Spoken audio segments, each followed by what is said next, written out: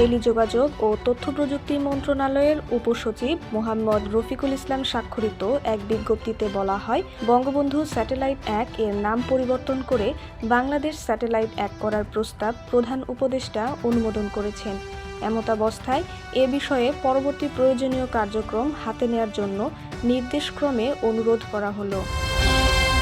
মহাকাশে উড়তে থাকা বঙ্গবন্ধু স্যাটেলাইট ১ এখন থেকে পরিচিতি পাবে বাংলাদেশ স্যাটেলাইট ১ হিসেবে। এর আগে স্যাটেলাইটের নাম পরিবর্তনের বিষয়ে ডাক ও টেলিযোগাযোগ বিভাগে চিঠি দিয়েছিল বাংলাদেশ স্যাটেলাইট কোম্পানি। এছাড়াও সজীব ওয়াজেদ উপগ্রহ ভূকেন্দ্র গাজীপুর ও সজীব ওয়াজেদ উপগ্রহ ভূকেন্দ্র বেতবুনিয়া এই দুটি স্থাপনার নাম পরিবর্তন করে যথাক্রমে প্রতিষ্ঠাকালীন নাম প্রাইমারি উপগ্রহ ভূকেন্দ্র গাজীপুর ও সেকেন্ডারি উপগ্রহ ভূকেন্দ্র বেতবুনিয়া করার কথাও জানায় বিএসসিএল।